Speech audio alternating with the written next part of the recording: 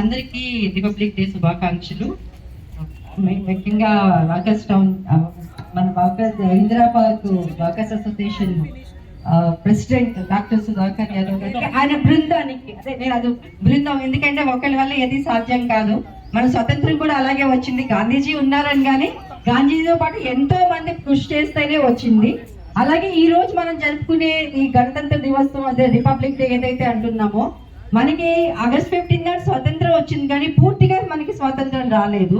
అదే మనకి ఎప్పుడైతే మన కాన్స్టిట్యూషన్, మన ఓన్ రూల్స్ అండ్ రెగ్యులేషన్స్, మన లాస్ మనం ఎప్పుడైతే పాటించామో అది ఈ రోజు, అదే మనం రిపబ్లిక్ డేగా సెలబ్రేట్ చేసుకుంటాం. మన రాజ్యాంగాన్ని మనం ఎప్పుడైతే రచించుకున్నామో మనకేం కావాలి, మన రైట్స్ ఏంటి, మన డ్యూటీస్ ఏంటి, మన రైట్స్ ఏంటి.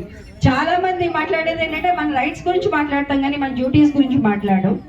సో మనం ఎప్పుడైతే రైట్స్ గురించి మాట్లాడుతున్నారో, మీరు ఎప్పుడైతే ప్రశ్నిస్తారో, నాకు ఇది లేదు అని ప్రశ్నించినప్పుడు, అలాగే నేను ఈ దేశానికి ఏం చేస్తాను, నేనేం చేయగలను అన్నది, నా డ్యూటీ ఏంటి అన్నది, నా రెస్పాన్సిబిలిటీ ఏంటి అన్నది మీరు ప్రతి ఒక్కరు కూడా క్వశ్చన్ చేసుకోవాల్సింది.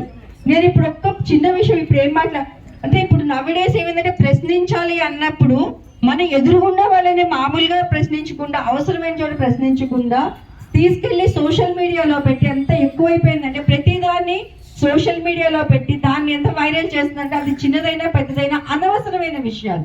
నిజంగానే మీరు ఫైట్ చేయాలి, సోషల్ మీడియాలో పెట్టాలి అనుకుంటే, పర్టికులర్ యూతే కాదు, ప్రతి ఒక్కరికి నిజంగా ఫైట్ చేయాలి, క్వశ్చన్ చేయాలి అనుకున్నప్పుడు తప్పకుండా మంచి విషయాన్ని ప్రమోట్ చేయండి.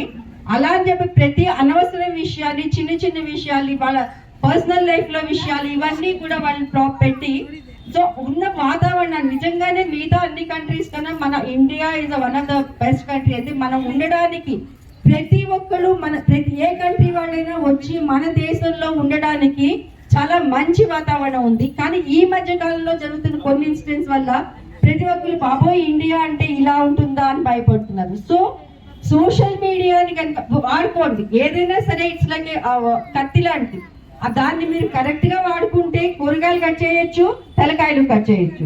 కానీ మీరు డిసైడ్ చేసుకోవాల్సింది, మీరు కూరగాయలు కట్ చేస్తారా లేకపోతే మీరు తలకాయలు కట్ చేస్తారా. కానీ మనం కత్తిని కూరగాయలు కట్ చేయడానికి, మిగతా వాటికి మంచి వాటికి ఉపయోగిద్దాం.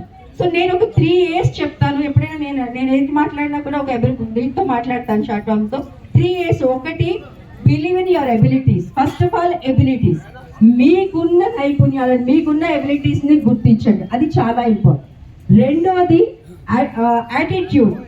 ఇప్పుడు ఈ యాటిట్యూడ్ అన్న వర్డ్ ఒక రాంగ్ వేలో వెళ్తుంది. If you have a positive attitude towards your life and other thing, you will be progressing like anything. Particularly youth కానీ మీ ఎగ్జామ్స్ రాస్తున్నప్పుడు కూడా ఒక పాజిటివ్, నాకు రాదు అనే కన్నా నాకు వస్తుంది, నా కెపాసిటీ, నా ఎబిలిటీస్ ఏంటి, నేను ఎలా ముందుకు వెళ్ళగలను, నేను ఎంతవరకు చేయగలను. సో ఒక పాజిటివ్ ఎబిలిటీతో కనుక వెళ్తే కనుక డెఫినెట్ గా సక్సెస్ సాధిస్తారు. Third and most important thing is ambition. ప్రతి ఒక్కరికి లైఫ్ లో ఒక అంబిషన్ అన్నది ఉండాలి. అది ఏదైనా కావచ్చు, చిన్నది కావచ్చు, పెద్దది కావచ్చు, ఏదైనా కావచ్చు. ఆ అంబిషన్ ని కనుక మీరు దాన్ని కరెక్ట్ గా కనుక యూజ్ చేసుకుంటే మీ ఎబిలిటీస్, మీ యాటిట్యూడ్స్ కూడా ఈ అంబిషన్ కి ముందుకు తీసుకెళ్ళడానికి చాలా మటుకు ఉపయోగపడతాయి. సో నాకు ఈ అవకాశం ఇచ్చిన అందరికీ, ముఖ్యంగా మా సరోజిని మేడంకి, రామారావు సార్కి, ఎందుకంటే వాళ్ళు లేకపోతే మేము లేము. నేను యోగాలో జాయిన్ అయిన తర్వాత నేను చాలా ఇన్స్పైర్ అయ్యింది మేడంతోను. నేను ఇంకో మేడం సార్తో రెండోసారి ఇన్స్పైర్ అయ్యింది డాక్టర్ సుధాకర్ యాదవ్. ఆయన వాక్ చేసే విధానం నేను డైలీ చూస్తుంటాను. అండ్ అలా రౌండ్ వేస్తుంటాను. నిజంగానే ఒకలాంటి మోటివేషన్ మనకి హైదరాబాద్కి వచ్చినప్పుడు మనకి మోటివేటింగ్ ఫ్యాక్టర్. నాకు అందరికైనా పెద్ద మోటివేటింగ్ ఫ్యాక్టర్ మా Sarojini madam. Thank you ma'am. ఈ రోజు మేము ఇక్కడ ఇలా ఉన్నాము అంటే డెఫినెట్ గా మీరే కాను, మీతో పాటు సార్ కూడా, రామారావు సార్ కూడా. మేడం కి బిగ్ క్లాప్ అండి, అందరూ గట్టిగా చప్పట్లతో మేడం ని ఆశీర్వదిస్తారు.